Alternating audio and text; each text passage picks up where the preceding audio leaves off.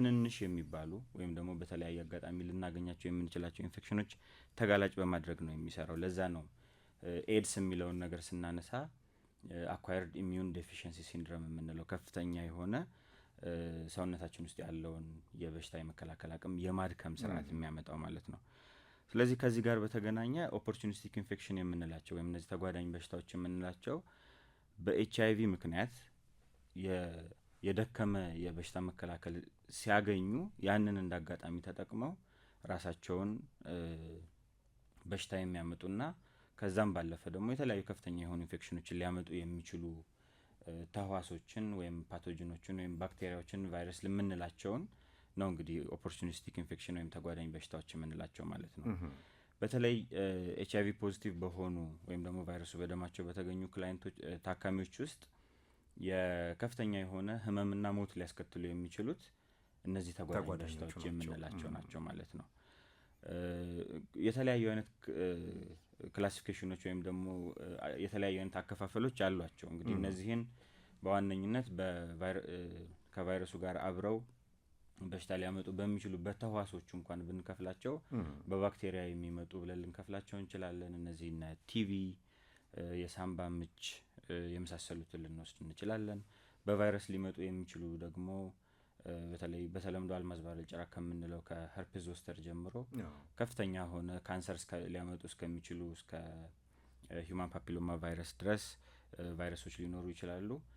በፈንገስ የሚመጡ ኢንፌክሽኖች ይኖራሉ። ቀላል ከሚባል የአፍና የጉሮሮ ቁስለት በተጨማሪ ከባድ የሚባሉ የፈንገስ ኢንፌክሽኖች ሊኖሩ ይችላሉ። አንጎል ውስጥ ኢንፌክሽን በማምጣት አንጎል ውስጥ ያሉ የአንጎላችንን ሽፋኖች ኢንፌክት በማድረግ መግል እስከ መያዝ ድረስ ራስን እስከ መሳት የመሳሰሉ በሽታዎችን ሊያመጡ የሚችሉ አይነት ህመሞች ይኖራሉ። ስለዚህ በባክቴሪያ፣ በቫይረስ፣ በፈንገስ እንዲሁም ደግሞ አንዳንዴ በፕሮቶዞዋና በሌሎች ፓራሳይቶች ሊመጡ የሚችሉ ኢንፌክሽኖችን በሙሉ በአጠቃላይ ከቫይረሱ ጋር የሚመጡ ተጓዳኝ በሽታዎች ብለን ልንጠቅሳቸው እንችላለን ማለት ነው። በደንብ ነው ያብራራኸው ዶክተር፣ አመሰግናለሁኝ። እንደው ይሄ ቋሚ በሽታ የሚባሉ ወይም ረዥም ጊዜ አብረው የሚቆዩ እነ ስኳር፣ ግፊት እና የመሳሰሉት ረዥም ጊዜ አብረል መድኃኒት የሚወሰድላቸው እነሱ አብረው ከተጓዳኝ በሽታ ጋር አብረው የሚታዩ ናቸው ወይስ ሌላ ገጽታ አላቸው? እንግዲህ በሁለት መንገድ ልናየው እንችላለን። የመጀመሪያው ስኳር፣ ግፊት የመሳሰሉት ህመሞች ከኤችአይቪ ጋር ዳይሬክት የሆነ ግንኙነት ላይኖራቸው ይችላል። ግን ደግሞ ያ ማለት ኤችአይቪ ፖዚቲቭ የሆነ ሰው የስኳር ወይም ደግሞ የግፊት ህመም ሊኖርበት ይችላል። በተመሳሳይ ደግሞ ስኳር ወይም ግፊት ያለበት ሰው በሆነ አጋጣሚ የኤችአይቪ ቫይረስ በደሙ ውስጥ ሊኖር ይችላል። ነገር ግን በሁለተኛው መንገድ እንድናየው የምፈልገው ነገር ምንድን ነው? በተለይ 1980ዎቹ መጀመሪያ ላይ ኤችአይቪ ቫይረስ በጣም የህብረተሰብ የጤና ችግር ሆኖ በነበረበት ጊዜ ላይ አላማው የነበረው የታካሚዎቹን እድሜ ማራዘም ነበር። እንደውም መድኃኒቶቹ ራሱ የእድሜ ማራዘሚያ የሚባሉ ነበር። ከዛ ጊዜ በኋላ እንግዲህ ላለፉት 30-40 ዓመታት በተደረጉ ጥናቶች ውስጥ የታካሚዎቻችን እድሜ እየረዘመ የኳሊቲ ኦፍ ላይፋቸው እየረዘመ ሲመጣና እድሜያቸው ከፍ እያለ ሲመጣ ግፊት፣ ስኳር የመሳሰሉት ደግሞ ከእድሜ ጋርም ተያይዘው ሊመጡ ስለሚችሉ አብረው ሊመጡ የሚችሉ ናቸው እንጂ ዳይሬክትሊ ከኤችአይቪ ጋር የተገናኙ ህመሞች አይደሉም። አሁን እንግዲህ ኤችአይቪ ኤድስ የማዳከም ነገሩን በደንብ በሰውነት ውስጥ ነጭ የደም ሴሎችን እንደጠቀስከው ያዳክምና ደግሞ ለተጓዳኝ በሽታዎች አሳልፎ ይሰጣል። ያ ደግሞ ታማሚውን ባሰ ስብስብ ነገር ውስጥ ይከታል። ምልክቶች ይኖሩታል። እንዲህ አይነት ጉዳይ ሲኖር ደግሞ ክትትሉ ለየት ያለ ነው። እንደው ምን መደረግ አለበት፣ እንዴትስ ያውቀዋል የሚለውን ብናነሳው በጣም ጥሩ። ቅድም እንደተናገርኩት እነዚህ ተጓዳኝ በሽታዎች ወይም ኦፖርቹኒስቲክ ኢንፌክሽን የምንላቸው በሰውነት ውስጥ ያለ የደከመ የበሽታ መከላከል ስርዓትን ተጠቅመው ስለሆነ ያንን ኢንፌክት የሚያደርጉት ምልክቶቻቸው ሞር ኦር ለስ ሌላ ሰው ላይ ከምናገኛቸው ምልክቶች ጋር የተገናኙ ናቸው ወይም ደግሞ ተመሳሳይ ምልክቶች ናቸው። ግን የደከመ የበሽታ መከላከል ስርዓት ስለሚኖር ትንሽ ጎላ ያለ የህመም ምልክቶችን የማሳየት ነገር ይኖራሉ። ለምሳሌ ቲቪን ብንወስድ ኤችአይቪ ፖዚቲቭ በሆኑ ክላይንቶች ውስጥ ወይም ታካሚዎች ውስጥ ባሉ ኦፖርቹኒስቲክ ኢንፌክሽኖች ውስጥ ወደ 40% አካባቢ የሚሆን ከቨር ያደርጋል። ስለዚህ መደበኛ የሆኑ የቲቪ ምልክቶችን ሊያሳይ ይችላል። ሳል ይኖረዋል፣ ትኩሳት ይኖረዋል፣ የምግብ ፍላጎት መቀነስ ይኖረዋል፣ የክብደት መቀነስና ተያያዥ የሆኑ ምልክቶች ሊኖራቸው ይችላሉ። ሌሎችም የሳምባ ምችም ስንል ሳምባ ምች ኖርማሊ ሌሎች ሰዎችም ላይ የሚያጋጥም ይኖራል። ግን ኤችአይቪ ፖዚቲቭ የሆኑ ሰዎች ላይ በተደጋጋሚ የሚመጣ የሳምባ ምች ሊኖራቸው ይችላል። ታክሞም መልሶ የሚመለስ በአጭር ጊዜ ውስጥ የሚመለስና ታካሚውን ከመደበኛ የዕለት ተዕለት አክቲቪቲዎቹ የሚያስተጓጉል አይነት ሊሆኑ ይችላሉ። ስለዚህ ህመሞቹ ወይም የህመም ምልክቶቹ ሌላ ሰው ላይ ልናገኛቸው የምንችላቸው ግን በመጠኑ ጎላ ብለው የሚመጡ አይነት የህመም ምልክቶች ሊኖራቸው ይችላሉ። ለምሳሌ አፍ ውስጥ ወይም ደግሞ ጉሮሮ አካባቢ ላይ የሚኖር የፈንገስ ኢንፌክሽን በሚያጋጥማቸው ሰዓት ላይ ነጫጭ የሆኑ አፍ ውስጥ የሚኖሩ ቁስለቶች ሊኖራቸው ይችላሉ። ምግብ ደግሞ ምግብና ፈሳሽ ነገሮችን በሚውጡበት ጊዜ ላይ ህመም ሊያስከትሉ ይችላሉ። ስለዚህ ተያያዥ ምልክቶች ይኖራቸዋል። ክትትሎቹንና እንዴት ልናገኛቸው እንችላለን ወይም ደግሞ እንዴት ሊያውቁ ይችላል የሚለውን ነገር ስናይ እንግዲህ አንድ የኤችአይቪ ሰርቪሱ እንዳጠቃላይ በጤና ተቋማት ውስጥ ዲፈረንሺየትድ ነው፣ ለብቻው የተለየ አገልግሎት ነው የሚሰጠው። ግን ከዛ በተጨማሪ እንደዚህ ኦፖርቹኒስቲክ ኢንፌክሽን ተጓዳኝ ህመሞች ወይም በሽታዎች ያሉባቸው ታካሚዎች በተለየ መንገድ ከፍተኛ የሆነ ክትትል እንዲደረግላቸው እናደርጋለን በጤና ተቋም ውስጥ። ስለዚህ እንደዚህ አይነት ምልክት ይዘው የመጡ ታካሚዎች ካሉ በመጀመሪያ የኤችአይቪ ስታተሳቸው ምንድን ነው የሚለውን ነገር እናያለን። የኤችአይቪ ቴስት ያላቸውና ከዚህ በፊት ፖዚቲቭ የነበሩ ከነበሩ ያው ህክምናቸውን እንዲቀጥሉ እናደርጋለን። ኤችአይቪ ቴስቲንግ ያስፈልጋቸዋል ማለት ነው። ሁለተኛው የነዚህ የህመም ምልክቶችን ካሉን የህክምና እውቀቶች ጋር በማገናኘት የሚያስፈልጉ ምርመራዎች ይኖራሉ። በላቦራቶሪ፣ በደም፣ በሽንት፣ ሳምባ ምችና ቲቪ፣ በተለይ ቲቪ ከጠረጠርን ደግሞ ከአክታ የሚሰሩ ምርመራዎችም ሊያስፈልጉ ይችላሉ። ከነዚህ በተጨማሪ ደግሞ አንዳንድ የቦዲ ኢሜጂንግ የምንላቸው እንደ የደረት ራጅ ለቲቪ እና ለመሳሰሉት፣ ከዛ በተጨማሪ ደግሞ ከፍ ያሉ አድቫንስድ የሆኑ የኢሜጂንግ ቴክኒኮች ሲቲ ስካን፣ ኤምአርአይ የመሳሰሉትን ተጠቅመን እነዚህ ነገሮች አሉ የሉም የሚለውን ነገር ልናውቅ እንችላለን ማለት ነው። በጣም ጥሩ። እንደው ኤችኤፍ ኢትዮጵያ በተለይ እንግዲህ እነዚህ ደግሞ ተደራራቢ ወይም ተጓዳኝ በሽታዎች ሲጫናቸው ልዩ ክትትልና ድጋፍ ማድረጉ እርግጥ ነው። እንደው ስፋታቸው ምን ያህል ነው? ከተያዙ በኋላ አክሞ ማዳን ላይ እየተሰሩ ያሉ ስራዎች ልዩ ትኩረት መስጠት ላይስ እንደው ድርጅታችሁ ምን እያደረገ ነው የሚል ጥያቄ ለማንሳት ነው። እሺ፣ ኤችኤፍ እንግዲህ ቅድም በመግቢያም ላይ እንደተናገርኩት የኤችአይቪ ሰርቪሱ ወይም ደግሞ ከዚህ ከኤችአይቪ ህክምናው ጋር ያሉት አገልግሎቶች በአንድ መንገድ አሁን ላይ ጠንካራ የሆነ ፓርትነር ነው ብለን መናገር እንችላለን። ስለዚህ በጤና ተቋማት ውስጥ እንደዚህ አይነት ህመም ያለባቸውን ሰዎች ቀድሞ ስክሪን ከማድረግ ገና ህመሙ ሳይፈጠር በፊት ስክሪን ከማድረግ ጀምሮ እስከ ህክምና ክትትሉ ድረስ ሰፖርት ያደርጋል፣ በራሱ ክሊኒክም በሌሎች ተቋማትም ማለት ነው። ስለዚህ ለምሳሌ አንዱ ቱበርኩሎሲስን ብናነሳ፣ ቲቪን ብናነሳ ቀድሞ መለየት ወይም ደግሞ ለነዚህ ለኦፖርቹኒስቲክ ኢንፌክሽን ተጋላጭ ናቸው ተብለው የሚታሰቡትን ሰዎች ቀድሞ መለየት ላይ ጠንካራ ስራ እየሰራ እንገኛለን። አስፈላጊ የሆኑ የላቦራቶሪ ግብአቶችን ባለሙያዎችን በትሬኒንግና በስልጠና በማብቃትም ያንን ሰፖርት እያደረግን እንሰራለን ማለት ነው። በሁለተኛ ደረጃ ባለሙያዎችን እዚያው ቦታው ላይ በመመደብ ደግሞ ይህንን ስራ አብረው እንዲሰሩና ታካሚዎች አስፈላጊውን ህክምናና ክትትል እንዲያደርጉ በማገዝ ያንን እየሰራ እንገኛለን። የህክምና አገልግሎቱንም ደግሞ ሰፖርት እናደርጋለን። እንግዲህ ኤችኤፍ ሲነሳ አላማው ይዞት የተነሳው ታካሚው የመክፈል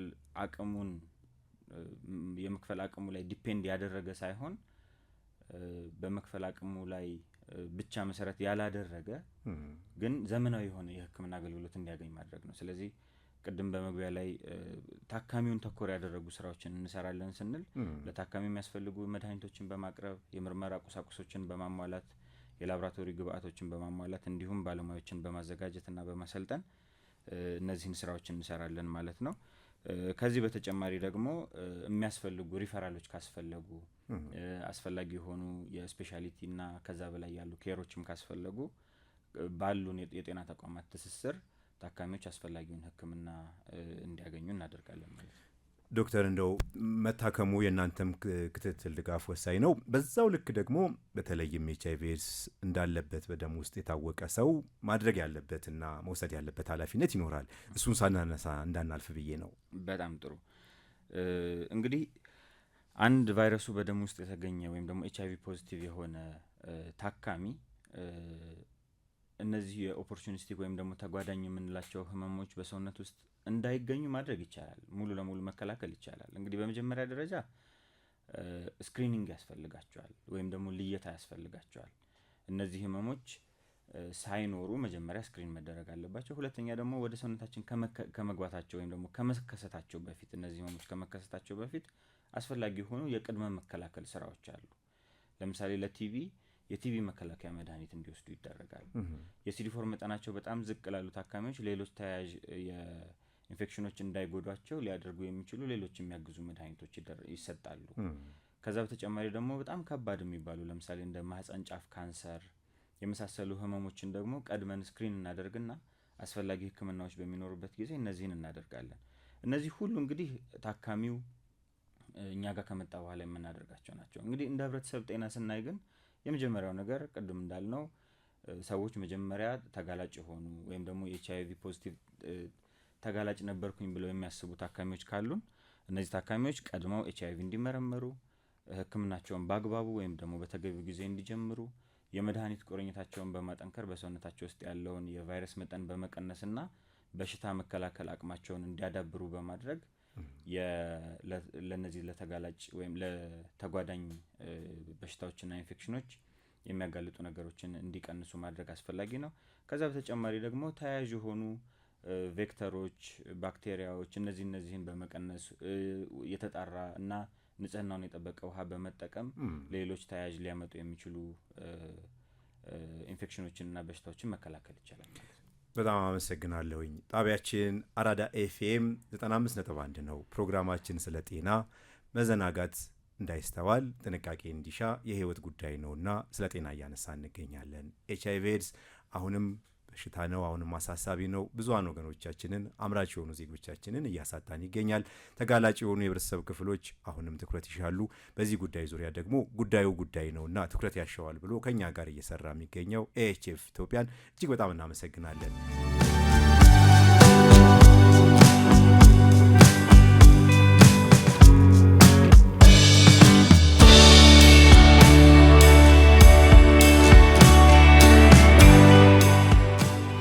ጉዳይ ላይ ያተኩሮ ተከታታይ ሳምንታትን እየሄደ ነው። በጣም እናመሰግናለን። ቅድም በርካታ ጉዳዮችን ከዶክተር ጋር አንስተናል። በጣም ብዙ ምሳሌዎችንም እያጣቀሱ ነግረውናል። አብሮ ከዚህ ጋር የሚያያዘው እንግዲህ መድኃኒት ከተጀመረ ህክምና ከተጀመረ በኋላ በጣም መሻሻሎች ወዲያው ይታያል ይባላል በባህሪውና ከዛ በኋላ ትንሽ መሻሻል ከተገኘ በኋላ በእርግጥ ሁሉንም ላይወክል የሚችል ነው። ታካሚዎች ብዙ ጊዜ ይጀምሩና ያቋርጣሉ። የዚህ መነሻ ምክንያቱ ምንድን ነው? የችግሩ ስፋትስ ምን ያህል ነው? የማቋረጥ አደጋው ደግሞ ሊያስከትል የሚችለው እንግዲህ የተጀመረ ህክምና ደግሞ አጠናቋ ለመሄዱ የራሱ የሆነ ተግዳሮት አለውና እንደው አቶ ኤልያስ በዚህ ጉዳይ ላይ ቆይተናል። መጀመሪያ ያው ስንመለከት የህክምና ቆይታ ማለት ምን ማለት ነው የሚለውን ብናይ አንድ ሰው የህክምና ቆይታ አለው የምንለው በትንሹ ሶስቱን ነገሮች ሲኖሩት ነው። ያው ስሙም እንደሚገልጸው ቀጣይነት ያለው ክትትልን ያሳያል። እነዚህ ሶስት ነገሮች አንደኛ ቋሚ ቀጣይነት ያለው ክትትል ሲኖረው፣ ሁለተኛ መድኃኒቱን በአግባቡ እና በታዘዘለት በህክምና ባለሙያው በታዘዘለት መሰረት እየወሰደ ከሆነ ነው። ታዘዘለት ወይም በትክክል የምንለው ደግሞ ሶስት ነገሮችን ሲይዝ ነው። ያ ማለት ትክክለኛው መድኃኒት በትክክለኛው ሰዓት በትክክለኛው መጠን መውሰድ እየወሰደ ሲሆን ይህን መድኃኒቱን በአግባቡ እየወሰደ ነው እንላለን። ሶስተኛው ደግሞ የቅድም ዶክተር አብርሃም ሲገልጽ እንደነበረው የቫይረስ መጠን ልኬቱና የበሽታ መከላከል አቅሙ ጥሩ በሚሆንበት ጊዜ አንድ ታካሚ በህክምና ቆይታው ጥሩ የህክምና ቆይታ አለው እንላለን ማለት ነው። ወይም ደግሞ በእንግሊዝኛው ሪቴን ቱ ኬር የምንለው ማለት ነው። ሶ ይህን በምንመለከትበት ጊዜ ያው በህክምና መቆየት ወይም ደግሞ ለመድኃኒት ቁርኝነት ጥሩ መኖሩ ብዙ ጠቀሜታዎች አሉት።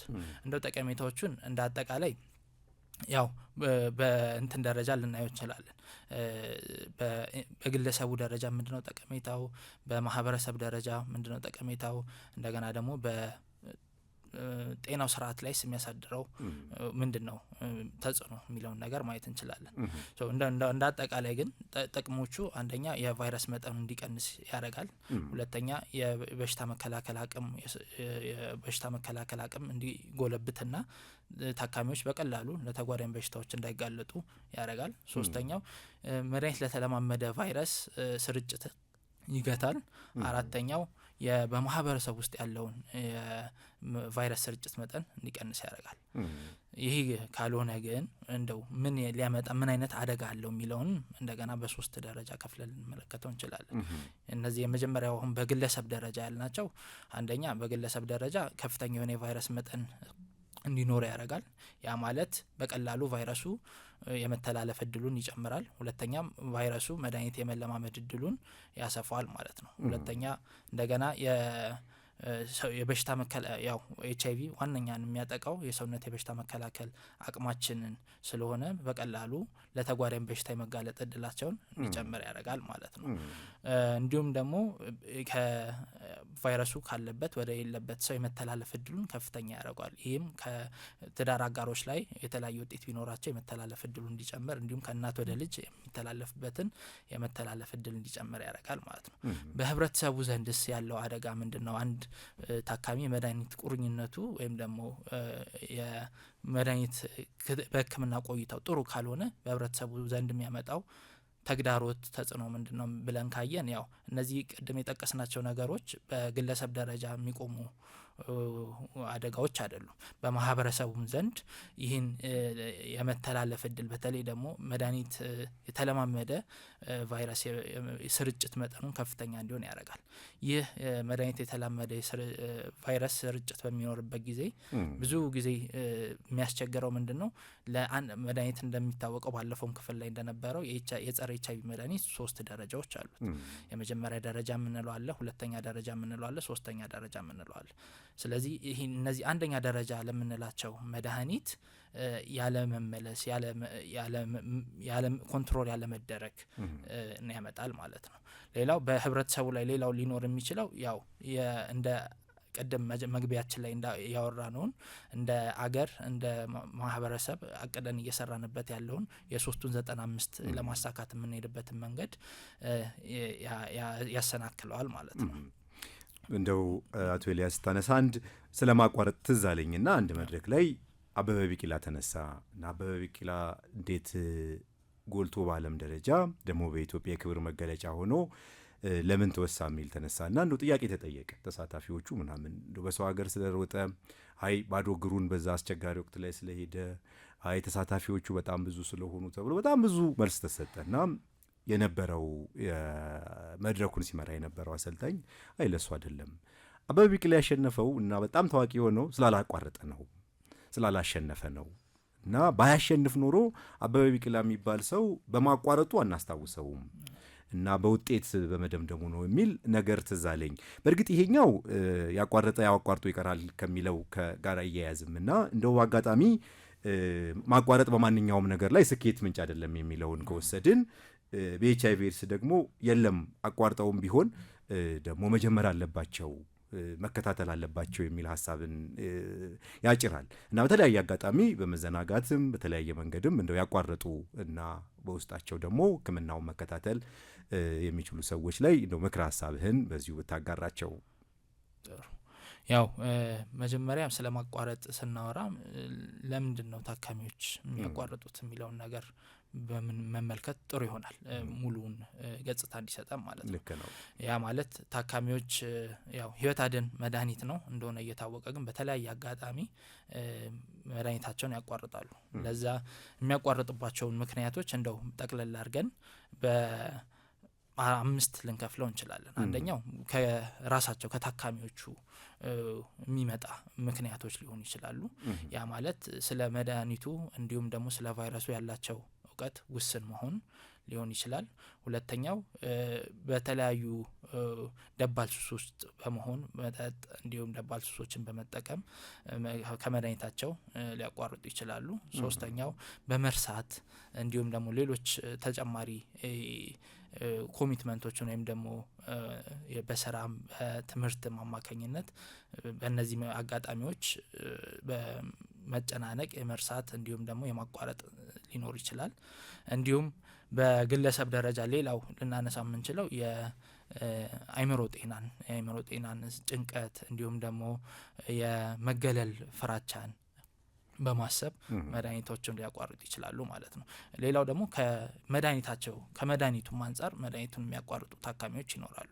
ያ ማለት እያንዳንዱ መድኃኒት እንደሚታወቀው ሁሉም መድኃኒት ጠቃሚ ጎን እንዳለው ወይም ደግሞ የሚያድነው ጎን እንዳለ ሁሉ የጎንዮሽ ጉዳትም አለው። የመድኃኒቱ የጎንዮሽ ጉዳትን ምክንያት በማድረግ የሚያቋርጡ ታካሚዎች ይኖራሉ። ያ ማለት ሁሉም መድኃኒት የጎንዮሽ ጉዳት የለውም ማለት አይደለም። ያሉትም ግን እነዚህም በራሳቸው ወስነው ማቋረጥ የለባቸውም። የመድኃኒት የጎንዮሽ በሚኖርበት ጊዜ ከሕክምና ባለሙያዎች ጋር የመነጋገር ይኖርባቸዋል ማለት ነው። ሁለተኛው እዚሁ ላይ የሚወስዱት የመድኃኒት መጠን መብዛት፣ ቅድም መግቢያ ላይ እንደተናገርኩት የጸረ HIV መድኃኒቶች በ3 ደረጃ እንከፍላቸዋለን። አንደኛ ደረጃ፣ ሁለተኛና ሶስተኛ ደረጃ ብለን ደረጃዎቹ ከፍ ባሉ ቁጥር ጥሩ አይደሉም። ያ ማለት የመድኃኒት የሚወሰደው የእንክብል መጠን ይጨምራል። እንደገና ደግሞ የመድኃኒቱ የጎንዮሽ ጉዳቶችም ከፍ እያሉ ይሄዳሉ። ለምሳሌ አንደኛ ደረጃ ላይ ያለ ታካሚ በቀን 1 የመድኃኒት እንክብል ብቻ ሊወስድ ይችላል። ይህ መድኃኒት አልሰራ ብሎ በሚቀየርበት ጊዜ ወደ ሁለተኛ ደረጃ በሚገባበት ጊዜ ያ ማለት ጠዋትና ማታ 3 ፍሬ ድረስ ሊወስድ ይችላል ማለት ነው። ይሄ ደግሞ አልሰራ ብሎ ከተቀየረ ወደ 3ኛ ደረጃ የሚገባ ታካሚ ጠዋትና ማታ በአንድ ጊዜ እስከ 8 ኪኒን ድረስ ሊወስድ ይገደዳል ማለት ነው። በእነዚህ ምክንያቶች ታካሚው መድኃኒቱን ሊያቋርጥ ይችላል። በመድኃኒት በተመለከተ ማለት ሌላው በጤና ተቋማትን በተመለከተ አንዳንድ ጊዜ ያው ጤና ተቋማቱ የምር ለታካሚው ምቹ ናቸው ወይ የሚለውን ነገርም ማየት ያስፈልጋል። ታካሚ መጥቶ አገልግሎቱን ለማግኘት የሚወስድበት ጊዜ ረጅም በሚሆንበት ጊዜ በሚያገኘው አገልግሎት ላይ ደስተኛ ያለ መሆን ይኖራል። በዛ ተቋም የመቀጠል ፍላጎት የማጣት ይኖራል። እንዲሁም ደግሞ ከጤና ባለሙያው ጋር ያለው ተግባቦት ያ ሻካራ በሚሆንበት ጊዜ የሕክምና ክትትሉን በዛው መልኩ ይጎዳዋል ማለት ነው። እንዲሁም ተጨማሪ ደግሞ መድኃኒቶች በተለያየ ጊዜ እጥረት የሚፈጠርበት ተቋም ከሆነ ታካሚው ከዛ ጤና ተቋም የመሸሽ ክትትሉን የማቋረጥ እንትን ሊኖረው ይችላል ማለት ነው። ሶስተኛው በሶሻልና ኢኮኖሚክ ምክንያቶች ሊኖሩት ይችላሉ። ያ ማለት የአቅም ውስንነት፣ ድህነት። አንዳንድ ታካሚዎች ራሳቸውን ፈልገው ከሚኖሩበት ቦታ ራቅ ያለ ቦታ ላይ ክትትል ይጀምራሉ። አንዳንድ ታካሚዎች ደግሞ ክትትል ከጀመሩበት ቦታ በተለያየ ምክንያት ወደ ተለያዩ ራቅ ወዳሉ ቦታዎች ሊሄዱ ይችላሉ። ስለዚህ የትራንስፖርት አቅም በማጣት የአቅም ውስንነት በእነዚህ ሊያቋርጡ ይችላሉ።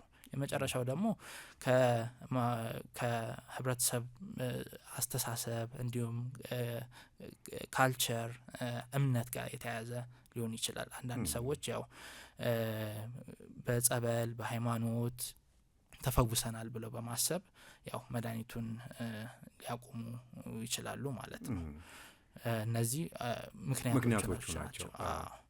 በደንብ አንስተዋል። በጣም በተለያየ ምክንያቱ ደግሞ ከጤና አይብስምና እንደው ይሄንን ጉዳይ ተቋቁሞ በአንድም በሌላም የተጀመረ ነገር ሊያውም ረዥም ጊዜ የሚወሰድ በጣም አስፈላጊ ነገር እንደው ቅድም ዶክተርም ሲያነሳ ለተጓዳኝ በሽታ ሌላ ምንጭ በጣም ሊሆን የሚችል ሰበብ ስለሆነ እንደው ታካሚዎች እዚህ ጋራ እነዚህን የተባሉ ምክንያቶች በአንድ በሌላም ከማቋረጥ ተጋላጭ የሆኑ የህብረተሰብ ክፍሎችም አሉ። ባለፈው ሳምንት ስናነሳ አቶ ቢንያምና ዶክተር ሚሊያን በደንብ አስተውታልና ይህንን ጸንቶ መቆየት ቅድም ካልነው ጋራ እንደው ምክረ ሀሳቡ በደንብ ያስፈልጋልና እዛ ላይ በደንብ ሀሳብን ብትጨምርበት አቶ ኤልያስ። ጥሩ። ስለዚህ አሁን እነዚህ ምክንያት ያልናቸውን ነገሮች በምን መንገድ መፍታት እንችላለን የምንለውን በከፈልነው መሰረት ብንፈታው የተሻለ ይሆናል።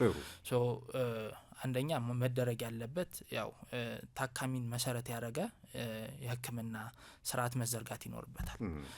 ታካሚው ማዕከል ያደረገ የህክምና ስርዓት ስንል ለምሳሌ አንደኛው ምክንያት በቅድም ያነሳ ነው የታካሚዎች ስለ ቫይረሱም ሊሆን ይችላል ስለ ጸረ HIV መድኃኒቱ ያላቸው እውቀት ውስንነት ነው። ይህ ማለት አሁን አንድ የጸረ HIV መድኃኒት እንደ ሌላው ማንኛውም መድኃኒት አይደለም። ያ ማለት ብዙ ጊዜ መድኃኒቶች የሚወሰዱት ሰዎች ይታመማሉ። የታመሙትን ከህመማቸው ለመዳን መድኃኒት ይወሰዳል። የጸረ HIV መድኃኒት ግን ሰዎች ስለታመሙ ብቻ አይደለም የሚወሰደው። ለምሳሌ አንዳንድ ሰዎች ምንም የህመም ምልክት ሳይኖራቸው በድንገት በምርመራ ሊገኝላቸው ይችላል። እነዚህ ሰዎች ያው የጸረ HIV መድኃኒቱን እንዲወስዱ ይደረጋል። እነዚህ ሰዎች መድኃኒቱን የሚወስዱ ስለታመሙ አይደለም፣ እንዳይታመሙ ነው። በሌላም በኩል ደግሞ ታመው ቀደም ዶክተር አብርሃም እንዳነሳው በተለያዩ ተጓዳኝ በሽታዎች ታመው ወደ ህክምና ተቋማት ከመጡ በኋላ በደማቸው የኤችአይቪ መኖሩ የሚረጋገጥ ታካሚዎች አሉ። እነዚህ ታካሚዎች ደግሞ መድኃኒቱን የሚወስዱት አሁን ካለባቸው የተጓዳኝ በሽታ ለመዳን ከዚህ በኋላም ደግሞ በተጓዳኝ በሽታው ላለመጠቃት ይሆናል ማለት ነው። ሌላው ታካሚን ያማከለ ስርዓት መዘርጋት አለበት ስንል በጤና ተቋም ውስጥ ያለው የአገልግሎት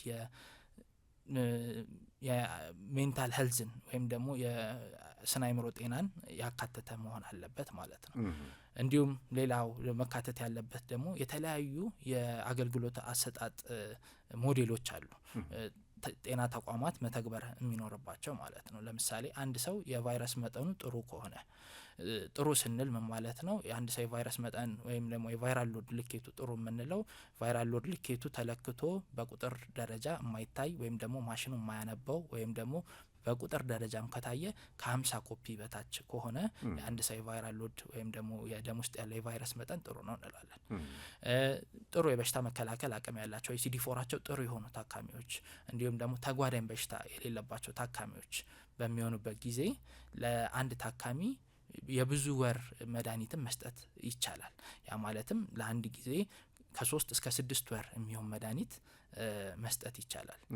ያ ማለት ታካሚው ላይ ያለውን ጫና የምልልስ ጫና የኢኮኖሚ ጫና በዛ መቀነስ ይቻላል። እንዲሁም ደግሞ ጤና ተቋማት ላይ የሚኖረውን የጫና የስራ ጫና በዛ መቀነስ ይቻላል። ይህን 6 ወር ስንል 6 ወር ሙሉ ታካሚው አይመጣም ማለት አይደለም። ለመድኃኒት ክትትሉ ብቻ እስከ 6 ወር ይቆያል። በመሀል ግን ማማከር የሚያስፈልገው ህመም ካለው በማንኛውም ጊዜ መምጣት ይችላል ማለት ነው። ሌላው መከተል ያለብን ያው ጤና ተቋማትን ምቹ ማድረግ ነው። ጤና ተቋማትን ለታካሚ ምቹ ማድረግ ቅድም ለምሳሌ ረጅም የአገልግሎት ለማግኘት ረጅም ሰዓት የሚፈጅባቸውን ተቋማትን ቅድም ባነሳናቸው የተለያዩ የአገልግሎት መስጫ ሞዴሎች በመጠቀም የመጨናነቁን መቀነስ ይቻላል። እንዲሁም ደግሞ ቀጠሮ በሚቀጠርበት ጊዜ የተለያዩ የሰዓት ስብጥሮችን በመጠቀም መጨናነቁን መቀነስ ይቻላል ማለት ነው። እንዲሁም ታካሚውን አገልግሎት የሚሰጡ ባለሙያዎችን ስለ ታካሚ ማዕከል ያደረገ ህክምና በደንብ ስልጠና በመስጠት በደንብ ኦሪንቴሽን በማድረግ እነዚህ ወደ ስርዓቱ እንዲገቡ ማድረግ ይቻላል ማለት ነው። እንዲሁም በመጨረሻ ያው ይህ ስራ የቅድም እንደተነሳው የሁሉንም ርብርብ የሚፈልግ ነው። ስለዚህ በህብረተሰብ ዘንድ ያለውን ይሄ የአግሎ የመገለል ከጊዜ ወደ ጊዜ እየቀነሰ ቢሄድም አሁንም ስቲል ያለ እንደመሆኑ በተለያዩ የግንዛቤ ማስጨበጫ መንገዶችን በመጠቀም ያለውን መገለልና መድሎ መቀነስ ያስፈልጋል። የማህበረሰቡን የማካተት ስራም አንድ ላይ መሰራት አለበት ማለት ነው። በጣም ጥሩ ጥሩ ሀሳቦች ተነስተዋል። በጣም ሳይንሳዊ ትንተናዎች ናቸው። የማቋረጡም ማህበራዊ ተግዳሮቱም በርካታ ጉዳዮች በዚህ ውስጥ የሚዳሰሱ ናቸው። በደንብ እንደጠቀስከውም ጉዳዩ የሁሉም ነው። የመንግስት የተለያዩ ባለድርሻ አካላት የሚሳተፉበት ነውና እንደ ዶክተርን ማከል ትችላለህ። ይሄን መሰረት አድርጎ ኤችኤፍ ኢትዮጵያ በተለይ በዚህ ጉዳይ ላይ በልዩ ትኩረት የሚሰራቸው ተሞክሮች ሊኖሩ እንደሚችሉ ቅድምም እየተወያየን ነበርና ትኩረቱ በተለይም በዚህ ጉዳይ ላይ ማስተማሩም መከታተሉ ምን ይመስላል የሚለውን ብታጋሩን። እሺ፣ ይሄ በጣም ጥሩ ሀሳብ ነው። ምክንያቱም ከዚህ ከሪቴንሽን ኢንኬር ወይም ደግሞ ከመድኃኒት ጋር ያለው ቁርኝትና ሕክምና ላይ ጸንቶ ከመቆየት አንጻር ያሉ ስራዎች እንደተባለው ከታካሚው ጀምሮ እስከ መንግስት ስርዓት ድረስ የሚሄዱ ናቸው። ምክንያቱም ታካሚዎች ማለት ለነሱ ከባድ በሚመስሉ ግን ቢመጡና ከባለሙያ ጋር ወይም ደግሞ ከአቻዎቻቸው ጋር ቢወያዩ ሊፈቱ በሚችሉ ትንንሽ ምክንያቶች ህክምናቸውን ሊያቋርጡ ይችላሉ። ስለዚህ ይሄንን ሰፖርት ከማድረግ አንጻር ኤችኤፍ እንግዲህ ባለፈውም በነበረው ውይይት ላይ አንዳንድ ስራዎችን ሲነገር ነበርና ከታች ክላይንት ሌቭል ወይም ደግሞ ታች ታካሚው ጋር ጀምሮ እስከ ላይ ድረስ እስከ ፖሊሲ አድቮኬሲ ድረስ ይሰራል። ስለዚህ ታች ታካሚው ጋር ባሉ ነገሮች ስናይ ታካሚዎች በህክምናቸው ጸንተው እንዲቆዩ ምቹ ሁኔታዎችን ከማመቻቸት አንጻር የጤና ተቋማት ለነሱ ሳቢና ምቹ እንዲሆኑ ከማድረግ አንጻር ሰርቪሶቹ በዋን ስቶፕ ሴንተር ወይም ደግሞ እንደገቡ ብዙ እንግልት ሳይገጥማቸው ሰርቪሳቸውን አግኝተው ወይም ህክምናቸውን አግኝተው ከመሄድ አንጻር ኤችኤፍ ብዙ ነገሮችን እየሰራ ነው ያለው። ቅድም እንዳልኩት የላብራቶሪ ግብአቶችን በማሟላት ባለሙያዎችን በመመደብ መድኃኒቶችን ተያያዥ መድኃኒቶችን ደግሞ ሰፖርት ከማድረግ አንጻር ታካሚው ላይ ፎከስ አድርጎ የሚሰራቸው ስራዎች አሉ። አንደኛ። ሁለተኛ ቅድም እንደተነሳው ሶሺዮ ኢኮኖሚክ ወይም ደግሞ ይሄ የሶሻልና ከአቅም እጥረት ጋር የተገናኙ አንዳንድ ችግሮች ይስተዋላሉ ታካሚዎቻችን ጋር። ስለዚህ ታካሚዎቻችን ወይም ደግሞ የእኛ ተገልጋዮች እነዚህን ሰርቪሶች እንዲያገኙ ራሳቸውን በኢኮኖሚ ሰፖርት የሚያደርጉበት ወይም ደግሞ የገቢ ማስገኛ ፕሮግራሞችን እንዲሰሩ ደግሞ በቻልነው መጠን እዚህ ላይ እንሰራለን። ከተወሰኑ አመታት በፊት በከተማ ግብርና የተወሰኑ ታካሚዎችን መርጠን ራሳቸውን በምግብ እንዲችሉ ሰፖርት ለማድረግ እየሞከርን ነበር። አሁንም እጃችን ላይ ያለ እየሰራንበት ያለ ነገር አለ። ምናልባት የተወሰኑ ሰዎችን መርጠን በተለያዩ የሙያ መስኮች ላይ ትሬኒንግ ወስደው ያንን ስራ እንዲሰሩ እናደርጋለን። ይሄንን የምናደርገው በተወሰነ መንገድ ሶሻል የሆነውን ነገር ከቀረፍንላቸው ታካሚዎቹ ወደ ህክምና ተመልሰው ያንን መድኃኒት መውሰዳቸውን እንዲቀጥሉና አልቲሜትሊ የምንፈልገውን የቫይራል ሎድ መጠን ቀንሰው ጥሩ የሆነ የኳሊቲ ኦፍ ላይፍ እንዲኖራቸው ከማድረግ አንጻር ያንን እናደርጋለን። በሁለተኛ ደረጃ እንግዲህ ተቋማትን ሰፖርት ከማድረግ ወይም ተቋማትን ለታካሚዎች ምቹ ከማድረግ አንጻር ብዙ ቦታ ላይ የምናየው የኤችአይቪ ሰርቪስ የሚሰጥባቸው ቦታዎች ላይ ታካሚዎች በብዛት ይመጣሉ። ሰርቪስ የሚሰጥባቸው ቦታዎች ምቹ ላይሆኑ ይችላሉ። ስለዚህ እነሱን ምቹ ከማድረግ አንጻር አስፈላጊ ክፍሎችን ከመገንባት ያሉትንም ክፍሎች ከማደስ መሳሪያዎችን በማሟላት እነዚህን ከማድረግ አንጻር ኤችኤፍ አሁንም እየሰራ ያለው ስራ አለ። ይህንን ስንሰራ ከጤና ተቋማት ማኔጅመንት ጋር ያንን ስራ ከሚሰሩ ባለሙያዎች ጋር በመተባበር ማለት ነው። ሶስተኛውና ዋናው ነገር እነዚህን ሁሉ አስሮ የሚይዘው ግን ፖሊሲ ላይ የሚሰሩ ስራዎች ናቸው። ስለዚህ ፖሊሲ ላይ እንግዲህ የጤና ሚኒስትርም ትልቅ አጀንዳ አድርጎ ስለያዘው በተለይ የዚህ የኤችአይቪ ፕሮግራሙ ላይ ያሉት ስራዎች በጣም በጥሩ ሁኔታ እየተመሩ ስለሆነ ያንን ከማገዝ አንጻር እኛም አድቮኬት የምናደርጋቸው በትብብር የምንሰራቸው ስራዎች አሉ። አንደኛ። ሁለተኛ ደግሞ አዳዲስ ኢኒሼቲቮች በሚመጡበት ሰዓት በተለይ ከዓለም ጤና ድርጅት ከዩኤንኤድስ የሚመጡ አዳዲስ ኢምፕሊሜንቴሽን ሀሳቦች በሚኖሩበት ጊዜ እነሱን ከመንግስት ጋር ተናቦ ተሳስሮ በመስራት በኩል ኤችኤፍ እነዚህን ሰፖርት እያደረገ ይገኛል ማለት ነው። በጣም አመሰግናለሁ ዶክተር። በርካታ አድማጮች እየደወሉ ኤችኤፍ አድራሻው እንዴት ነው፣ አገልግሎቱንስ እንዴት ማግኘት እንችላለን የሚል ሀሳብ አስተያየት አቅርበዋል። ቀደም ሲል በለቀቅነው ማስታወቂያ መሰረትም አድራሻው ዛሬ ተጠቅሷል። ደግመንም ግን እናስታውሳለን አቶ ኤልያስና ይሄ መልእክት ወሳኝ ስለሆነ እንደዛው ላይ የተወሰኑ ሀሳቦችን ብታክልበት አድራሻችሁስ አገልግሎታችሁስ እንዴት ነው የሚለውን ደግመን ደግሞ ለአድማጮቻችን ብናስታውሳቸው ጥሩ። የኤችኤፍ አድራሻው ዋናው ክሊኒኩ ማለት ነው ለሞቴል ከ22 ወደ መገናኛ በሚወስደው መንገድ ለሞቴል ጋር ያለ ነው።